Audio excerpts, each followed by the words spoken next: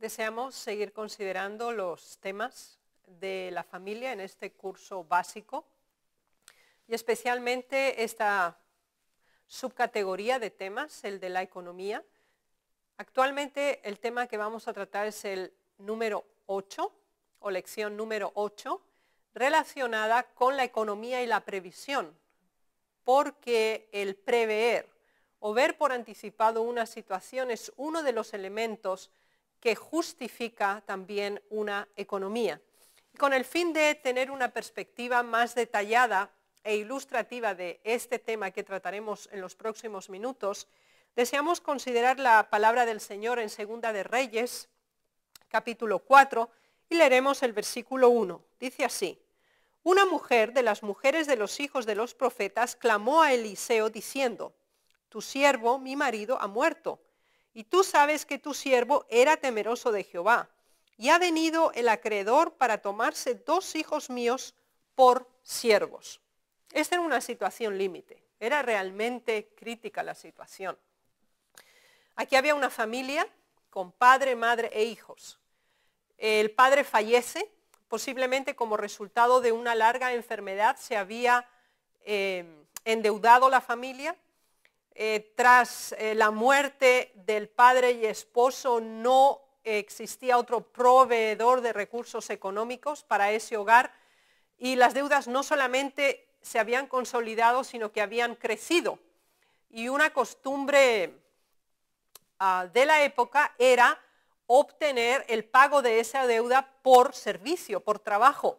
Así que esta madre ya había recibido la noticia de que el acreedor iba a venir a coger a 2 de sus hijos y ponerlos a trabajar para él con el fin de cubrir los gastos que estaban adeudados.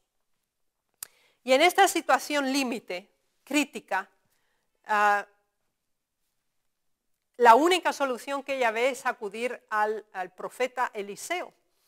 Y ahora veamos cómo actúa el profeta y cómo el Señor le inspira.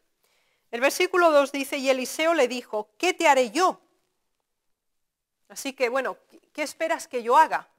Y ahora viene la parte fundamental. Dice: declárame qué tienes en casa. Y ella dijo: tu sierva ninguna cosa tiene en casa sino una vasija de aceite. Fíjense qué interesante. Esta mujer estaba en una situación desesperada. Había perdido a su esposo y ahora iba a perder a sus hijos. Imagínense en qué estado ella se encontraba. Y ahora el profeta le dice: bueno, ¿y yo qué quieres que haga? Obviamente ella quería una solución para su problema. Y quizás la forma en que el profeta le contestó no correspondía a sus expectativas, porque el profeta le dice: ¿qué es lo que tienes en tu casa? O sea, ¿qué es lo que tú tienes? ¿Qué es lo que posees? Recordemos de nuevo la misma perspectiva en el caso del milagro de la alimentación de los 5.000 y de los 4.000. El Señor preguntó: ¿quién tiene algo? ¿Qué es lo que hay?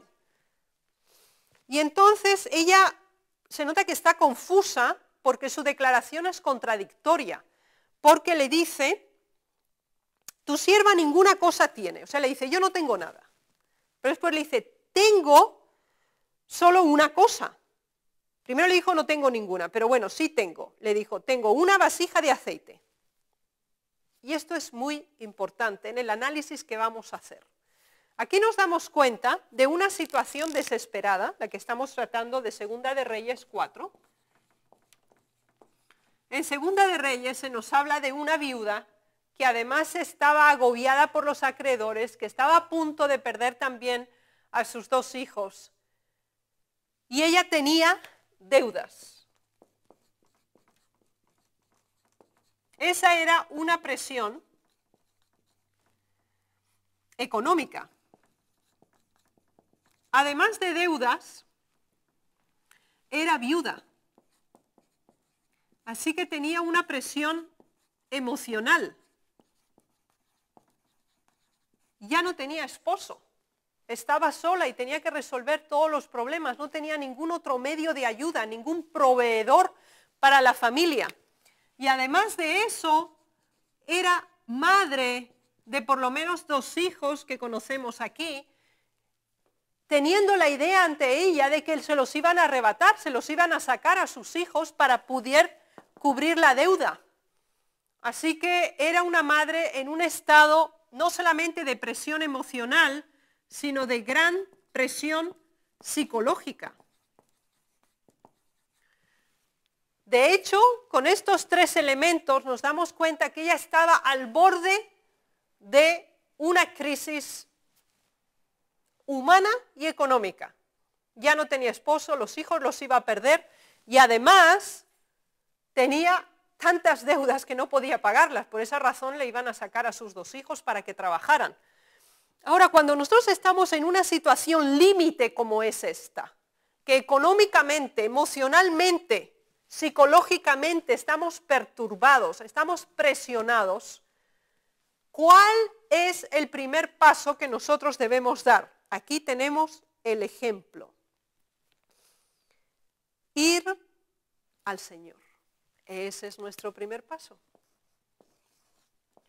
Ir a Dios. Buscar consejo espiritual.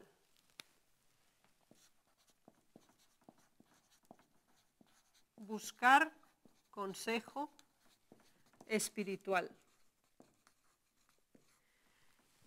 Y bueno,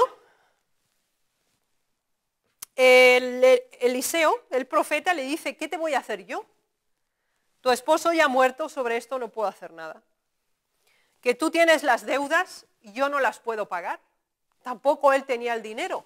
Y si te van a sacar a tus 2 hijos, ¿yo qué quieres que haga? Posiblemente ella esperaba, bueno, aquí está el dinero, o se va a hacer un milagro. Vamos a ver cuál es el segundo paso. ¿Cuál fue la solución divina que recibió a través del profeta? Declárame qué tienes en casa. ¿Qué tenía que hacer? Introspección. ¿Qué tienes? Es la pregunta. ¿Qué tienes? Según ella, tal como vemos la respuesta, le dice, y ella dijo, tu sierva ninguna cosa tiene. Así que la respuesta inmediata fue, no tengo nada. Pero dijo, oh no, momento, sí tengo. ¿Qué es lo que tengo? Una vasija de aceite. Recuerden de nuevo el milagro de los 4.000 y de los 5.000 de la multitud. Los discípulos decían, no tenemos nada, solamente hay unos panes, unos peces. ¿Y qué es esto para esta gran multitud? ¿Qué era una vasija de aceite para esta gran deuda que era tan costosa y tan alta que requería que fueran sus 2 hijos vendidos como esclavos para cubrir el pago? Así que era realmente significativa la deuda, muy importante. Así que ella decía, yo no tengo nada. Y ahora el profeta le hace una pregunta que le hace volverse hacia sí misma. Y realmente dijo, bueno, sí, tengo una cosa. Tengo una vasija de aceite. Entonces la pregunta es, ¿qué tienes? O sea, si ya tenemos clara la situación que se nos presenta en el versículo 1 de Segunda de Reyes, tenemos que ir a Dios, buscar el consejo espiritual. Después tenemos que ver qué es lo que tenemos. ¿Qué es lo que tenemos? Quizá tenemos nuestro propio trabajo, quizá tenemos cosas que podemos vender. Ella lo único que tenía era una sola vasija de aceite, lo cual era insignificante para cubrir esa deuda. Entonces, primero es ver qué tenemos, de qué disponemos. Y no es que es nada. Ella localizó que tenía una vasija de aceite. Entonces, el tercero es valorar la posesión. Es decir, ¿qué es lo que tenemos? Quizá tenemos un automóvil, quizá tenemos una casa, quizá tenemos nuestra profesión, quizá tenemos el servicio que podemos prever. siempre proveer, siempre hay algo. Y aquí por lo menos había una cosa. Y ahora viene el plan. Y el plan es así. El versículo 3. Él le dijo, con esa vasija, valorar la posesión. Y le dijo, ve y pide para ti vasijas prestadas de todos tus vecinos, vasijas vacías, no pocas. Entra luego y encierra tú y tus hijos y echa en todas las vasijas. Y cuando una esté llena, ponla aparte. Entonces, este era el plan. ¿Cuál era el plan? Usar lo que ella tenía. Ella tenía solo una vasija, solo una. Eso es lo que ella tenía. Su capital era una vasija de aceite. Y entonces el plan, ahora se realiza el cuarto punto, que es el plan de rescate. Que de hecho es poder resolver el problema que teníamos en Segunda de Reyes 4.1, que es cubrir las deudas. Entonces, ¿cuál era el plan de rescate? Como ella tenía una vasija, el primer paso era, tenía que ir y pedir prestado, tenía que entrar en acción, no ponerse a llorar, no desesperarse, no paralizarse, no detenerse. El profeta le dijo, ve y pide para ti vasijas prestadas de todos tus vecinos, vasijas vacías, no pocas. Así que tenía que entrar, el plan de rescate era la acción.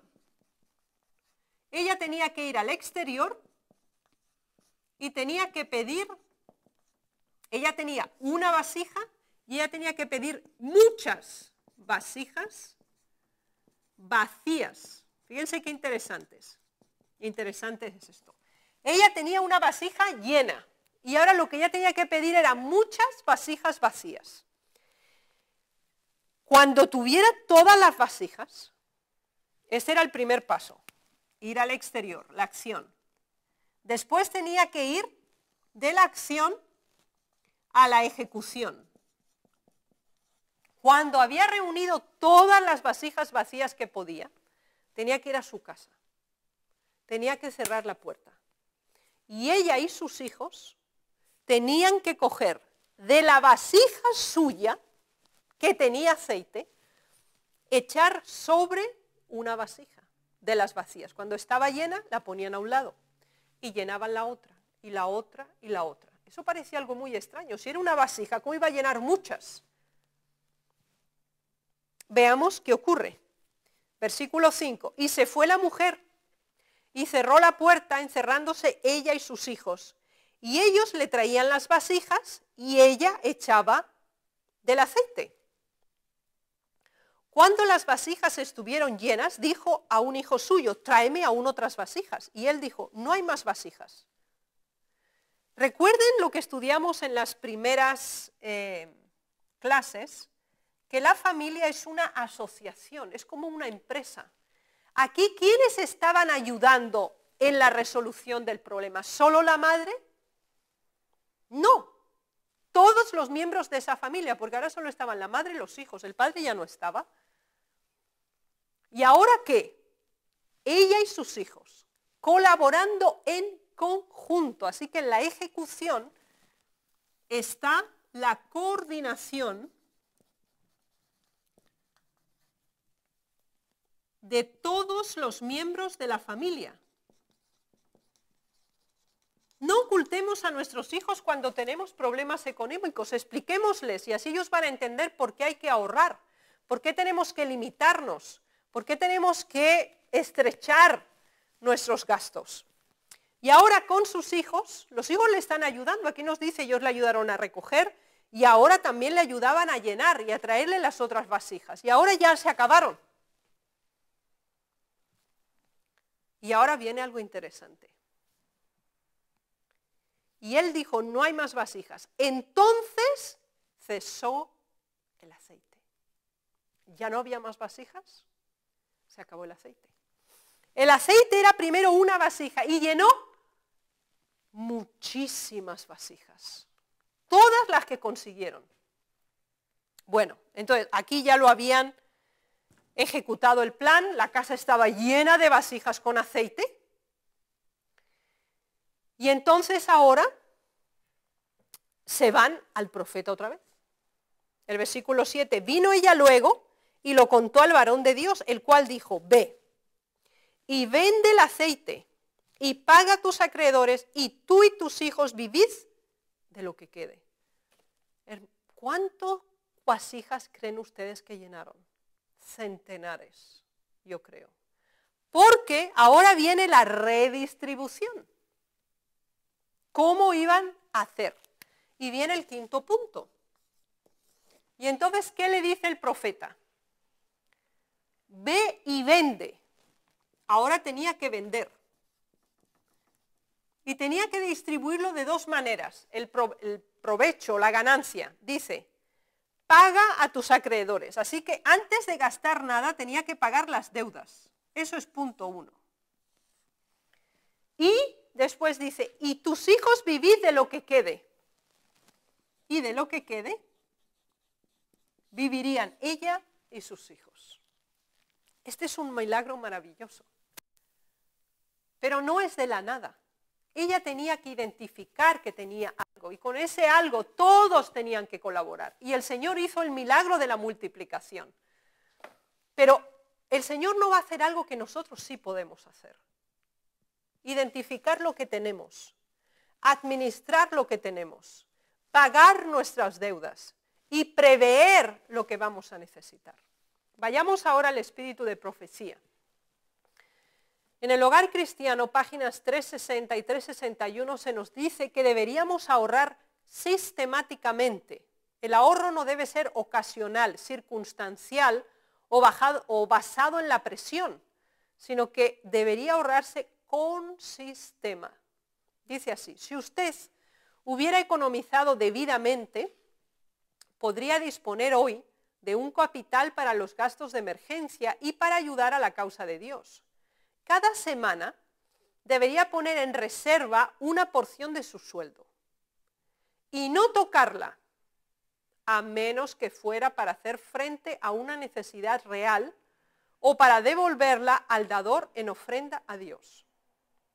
Los recursos que ganó no se han gastado sabia y económicamente, de modo que quedara un sobrante para un caso de enfermedad y su familia se viese privada de los recursos que usted gana para sostenerla. Ella debiera tener algo con qué contar si usted se viese en situación difícil. Vemos aquí la situación de esta familia. Ahora la viuda estaba sola, estaba en una situación extrema y no tenía nada, exceptuando esa vasija de aceite que el Señor multiplicó. Ahora, ¿qué principio se nos da aquí? Dice, cada semana debería poner en reserva una porción de su sueldo. ¿Eso qué quiere decir? Que cuando recibimos nuestro salario, nosotros separamos primero diezmos, primicias y ofrendas. Eso es lo primero. Y eso es intocable, lo vamos a tocar también, aquí valga la redundancia en este tema. Pero también hay que apartar una parte para un caso de enfermedad, para una emergencia, para una situación extrema. Especialmente los padres de familia deben pensar que si ellos faltan, ¿qué va a pasar con su familia? Tienen que prever que si ellos no están, ¿quién va a cuidar de su esposa? ¿Quién va a cuidar de sus hijos? ¿Cómo va a continuar la vida de la familia? Y este es el apelo que tiene este testimonio. Así que aquí encontramos un primer elemento relacionado con la economía y la previsión. Si se recibe el salario en vez de semanal, pues quincenal o mensual o diario, se aplica el mismo principio. Así que vamos a presentar a continuación los puntos de previsión. 1. Lo acabamos de leer, dice así. Capital para casos de emergencia. Así que tiene que pensar en casos de emergencia. Por ejemplo, usted tiene un automóvil y el automóvil se daña. Tiene que tener un caso de emergencia para hacer esa reparación. un fondo para ayudar a la causa de Dios. Aparte, esto es aparte de los diezmos y las ofrendas. Después se nos dice, para caso de enfermedad, otra tercera razón. Caso de enfermedad.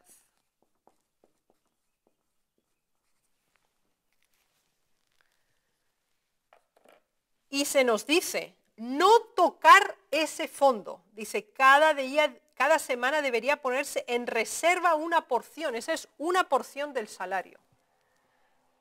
Dice, cada semana, página 361 de Hogar Cristiano, cada semana usted debería colocar en un lugar seguro 5 o 10 dólares que no se habrían de usar sino en caso de enfermedad. Obrando con economía, puede invertir algo que le reporte interés. Mediante una administración sabia, puede ahorrar algo después de pagar sus deudas. He conocido una familia, y este es un ejemplo interesante, he conocido una familia que recibía 20 dólares por semana y los gastaba hasta el último centavo, es decir, vivir al día. Tanto tengo, tanto me gasto, ya. Mientras que otra, con el mismo número de miembros, que recibía tan solo 12 dólares, así que esta recibía menos, 12 dólares, por semana, ahorraba 1 o 2 dólares semanales, aunque tuviera que privarse de comprar cosas que parecían necesarias, pero no indispensables. Recuerden el matiz que habíamos hecho en una de las clases anteriores, la diferencia entre necesidades básicas y necesidades no indispensables o no necesarias. ¿Okay? Así que debe haber una cuenta de ahorro, debe apartarse dinero, debe tenerse el principio de ahorro constante, que sea poco. Lo ideal es que fuera más de lo que podría ser lo que es generalmente, pero hay que tener el principio, cada vez que se recibe un salario, una parte tiene que ser para ahorrar. No se puede gastar el salario completo. Así pues, en primer lugar, lo que Dios requiere. Hogar Cristiano 3:34. Los requerimientos de Dios ocupan el primer lugar siempre y sin excepciones. No estamos haciendo su voluntad si le consagramos lo que queda de nuestra entrada después que han suplido todas nuestras necesidades imaginarias. Antes de consumir cualquier parte de nuestras ganancias, debemos sacar y presentar a Dios la porción que Él exige. En la antigua dispensación se mantenía siempre ardiendo sobre el altar una ofrenda de gratitud para demostrar así la infinita obligación del hombre hacia Dios. Si nuestros negocios seculares prosperan, ello se debe a que Dios nos bendice. Una parte de estos ingresos debe consagrarse a los pobres y una gran porción debe dedicarse a la causa de Dios. Cuando se le devuelve a Dios lo que Él pide, el resto será santificado y bendecido para nuestro propio uso. Pero cuando un hombre roba a Dios reteniendo lo que Él requiere, su maldición recae sobre el conjunto de lo que queda. Así que, prioridad máxima, diezmo o diezmos, primicias y ofrendas diversas.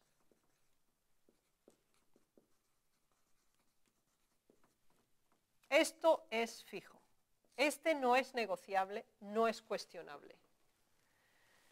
Los casos de emergencia, otras ofrendas para la causa de Dios y también hay que apartar para casos de enfermedad.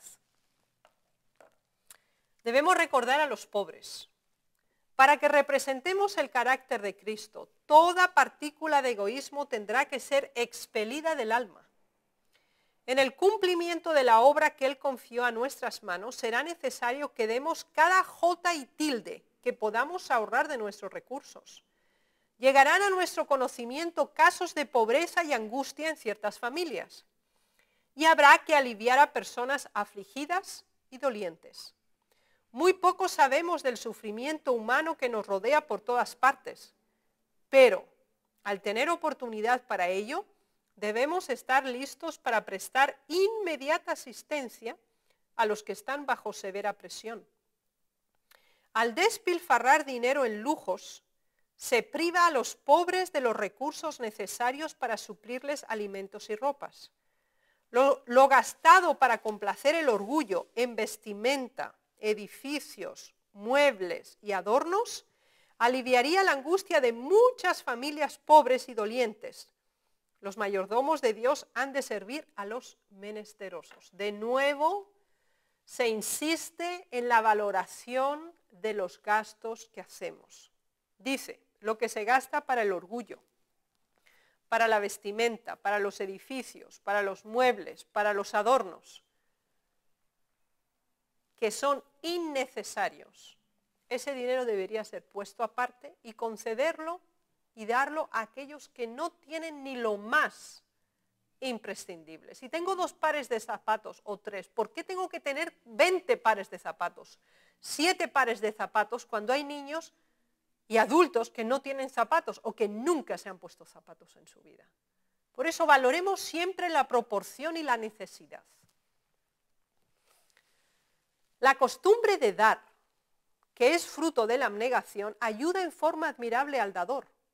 Le imparte una educación que le habilita para comprender mejor la obra de aquel que anduvo haciendo bienes, aliviando a los dolientes y supliendo las necesidades de los indigentes. Así que el remedio de Dios para la codicia es dar. El acto de dar es un desprendimiento que ya mentalmente se produce, porque primero desarrollamos la idea de que vamos a donar o de que vamos a dar o que vamos a regalar algo a nivel mental. Y es una forma de liberarnos de nuestro propio egoísmo. Así que el dar es un acto pedagógico. No solamente tiene una influencia positiva sobre nosotros mismos, sino sobre nuestros hijos, que les estamos enseñando a compartir, a ceder parte de lo que consideran, entre comillas, necesario, a otros que sí realmente tienen una necesidad vital. La práctica constante del plan divino de la benevolencia sistemática, se refiere a los diezmos y ofrendas y primicias, debilita la codicia y fortalece la benevolencia. Cuando aumentan las riquezas, los hombres, aun los que profesan la piedad, aferran su corazón a ellas y cuanto más tienen, menos dan a la tesorería del Señor. De modo que las riquezas hacen egoísta a los hombres y el acumularlas alimenta la codicia. Son males que quedan fortalecidos por el ejercicio activo. Dios conoce nuestro peligro y nos ha rodeado de medios destinados a impedir nuestra ruina.